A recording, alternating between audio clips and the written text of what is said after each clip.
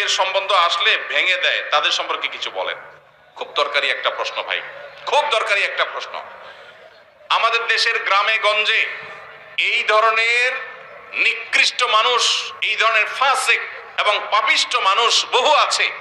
এমনকি অনেক লোক আছে নামাজ কালাম পড়ে, মসজিদে জামাতের সাথে নামাজ আদায় করে, কিন্তু মানুষের বিয়ে শাদী উপলক্ষে খোঁচাখুচি করে।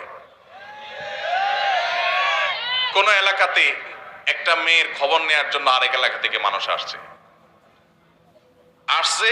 এলাকাতে আপনাকে পাইছে একটা পুকুরের ঘাটে উজু করতেছেন, দেখছে যে মসজিদের পুকুরের ঘাট উজু করতেছে, বেচারা নামাজি মানুষই হবে। জিজ্ঞাসা করছেন, ভাই সালাম আলাইকুম, আপনাদের এলাকায় অমুক মেয়েটার সম্পর্কে কিছু জানেন কিনা? আপনি চিন্তা করছেন, আরে তো আপনার শত্রুর মেয়ে, আপনার সাথে তার আইল ঠেলাঠেলি আছে। এই চান্সে আপনি শত্রুতা উদ্ধার করার জন্য বলছেন, ভাই আল্লাহ বাঁচাইছে, আপনি আমার কাছে আসছেন ভাই। এই বইলা যে আপনি একটা শয়তানি শুরু করে দিলেন, আস্ত ডাহা ডাহা মিথ্যা কথা বলে ওই বিয়েটা ভাঙে দিলেন। এই কাজটা শুধু মিথ্যা না, আল্লাহর জমিনে আল্লাহর আরশ কাঁপার মতো সবচেয়ে ভয়াবহ অপরাধগুলোর মধ্যে থেকে একটি। কারণ এখানে একটা নিষ্কলুষ চরিত্রে আপনি কালিমা দিলেন,